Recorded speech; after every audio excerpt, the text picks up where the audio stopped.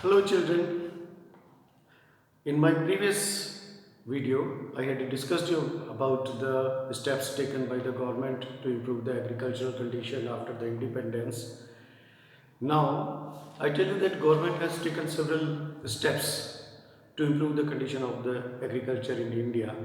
The government has taken many reforms like technical reforms, institutional or land reforms and the general reforms. We will discuss here by one. First we take about the technical reforms. The technical reforms, the government had taken the following steps. That steps first is use of the HYV seeds. As I told you earlier, the HYV seeds are particular type of seeds. These are called the high yielding variety seeds. These particular type of seeds were used in Green Revolution. In 1965, these seeds of wheat, rice, maize, bajra, jowar were used, and the stagnation of the agriculture during the colonial rule was permanently broken by the use of HYV seeds. In year 2012 and 13, nearly 328 lakh tons of HYV seeds were distributed among the farmers. Second, the use of chemical fertilizer. Along with the manure, the use of chemical fertilizer was encouraged. And the use of chemical fertilizer had increased during that time considerably. In 2014-15, 256 lakh tons of chemical fertilizer was used by the farmers. Thirdly, the use of scientific farm management practice in the field of selection of crops and their quantity, preparation of soil, crop rotation, selection of seeds and proper use of fertilizer. These were taught to the farmers. They were these steps were initiated by the government to encourage the farmers to adopt such techniques. Use of pesticides and insecticides. The farmers were encouraged to use pesticides and insecticides, as when we use the HYV seeds, the crops are supposed to prone of the insects and pests. So it was necessary that the insecticides and pesticides were to be used at large scale. The farmers were initiated, the farmers were encouraged to use. During this time, 14 central plant protection centers were set up, and along with it, integrated pest management program was also started to teach the farmers about the use of the insecticides and pesticides. Next step, which along with the technical reforms was taken, that was the mechanized means of cultivation. The farmers were taught to and encouraged to use the mechanical and scientific methods of cultivation. For this, cheap credit policies by the credit cooperative societies, small and marginal farmers agencies, regional rural banks and commercial banks were given the responsibility to provide the loans to the farmers. So these were the technical reforms which the government had initiated. Along with the technical reforms, the government took some institutional reforms. These are also called the land reforms to improve the condition of land, agriculture at that time. In this, first was the remarkable step was the abolition of the jamindars. Actually, jamindars were the mediators, and they were appointed by the British government to collect the revenue from the farmers, tillers, actual tillers, irrespective of seeing their improving their conditioning. So the intermediaries were abolished between the state and the actual tillers. Second thing was the regulation of rent. Before, prior to the independence, the rent was fixed by the British government, and which was too high. But after this independence, the institutional reforms were taken to regulate the rent, and that rent was not to exceed the one third of the total value of the crop production.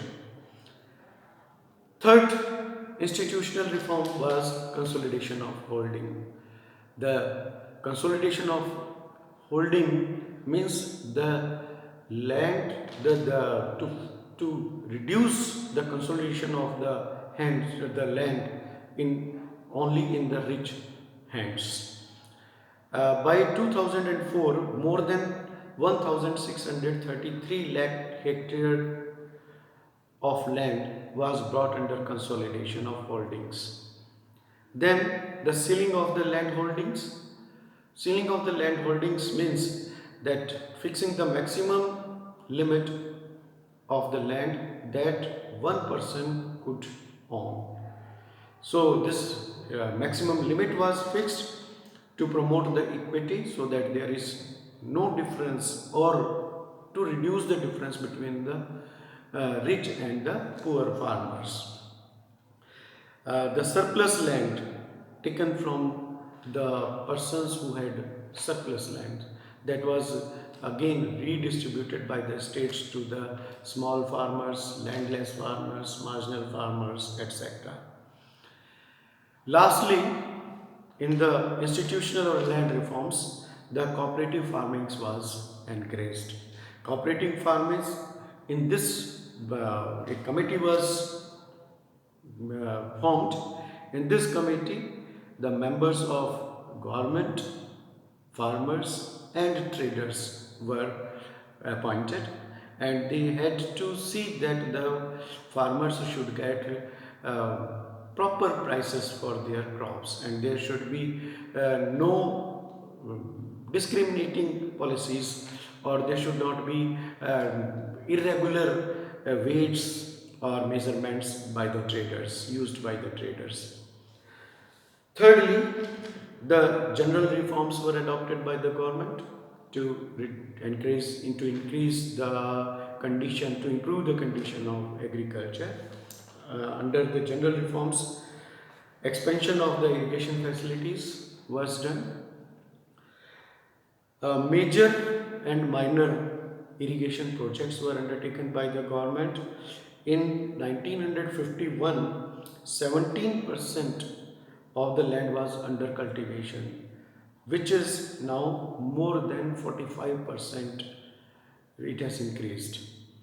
Second thing, the provision of credit. Cooperative societies were set up to provide the loans to the farmers at cheaper rates, and to help them, the farmers, to guide them to how they can increase the production, agricultural production, and how they can sell their products to the cooperative societies. Rural development banks were set up. At present, 94,647 primary agricultural credit societies are working, and more than 768 primary cooperative societies are in function to guide the farmers. One remarkable step was taken in 1982. NABARD, National Bank for Agriculture and Rural Development, was set up to provide the loans to the farmers. Next step was the regulated markets and cooperative societies. Regulated markets were established in all the parts of the country. It helped the farmers to get fair prices for their crops and to protect them from the exploitation of the jamindars or the middlemen. Of course, jamindars were not there, but the middlemen. The committee included, as I told you earlier, the committee included the members of representatives of farmers, traders and government itself. Last thing in these reforms were the price support policy. As agriculture is an occupation which depends on the weather, and weather is uncertain. When the farmers were asked to adopt new technology, it was very risky. The farmers were not agreed to adopt the new technology at once. It was risky for them. So, to motivate them to increase their output, it was necessary to protect them against the uncertainties. So, the government introduced the price support policy. It means the government assured minimum prices for their crops, that the government will purchase at that price. If any other open market the crops are not being sold at the particular price. So these were the reforms the government has taken. These reforms were, as I told you, technical reforms, institutional or land reforms, and the general reforms. Now, one more thing which the government had started, that was providing the subsidy to the agricultural sector for purchasing the fertilizer, etc. Subsidy means the economic help given by the government to the producers so that they can sell their product to the final consumers at low costs. At that time, subsidy was provided on chemical fertilizer and HYV seeds, etc. Now, this question has become the matter of hot discussion nowadays. It has brought to the hot debate nowadays. Some economists are of view that the subsidies now, which was provided by the government, now it should be stopped. It was started by the government because the government at that time in 1960s had started new technology, green revolution, and the farmers were supposed to purchase the chemical fertilizer, HYV seeds. They had to spend on the irrigation facilities so that they can provide proper water supply to the crops. So the government had started the subsidies on the chemical fertilizers, HYV seeds, etc. Now some economists are arguing against it. They are of view that a major part of subsidy goes to the chemical fertilizer industries, and very small part of the subsidy goes to the farmers. Along with it, the rich farmers, they manipulate this system, this facility, and they are taking the benefit of the chemical subsidies being provided on chemical fertilizer and HYV seeds, etc. The poor farmers, they are not being able to take this facility. Along with it, it was also the matter of argument that the entire region in the country, they are not getting the facility of the subsidy. So they think that at that time it was very important that it was to be given to the farmers, but now it has fulfilled its basic purpose, and now this should be stopped because it creates huge financial burden on the government also. But there is a group of other economists also. They are in favor of providing subsidies. They are in favor of continuing the subsidy further. They are of view that India is an agricultural country, and in agriculture, the agriculture is an occupation which is always in a risky occupation, and moreover, most of the population who is engaged in agriculture, that is very poor. So we should continue the subsidy to the agriculture sector.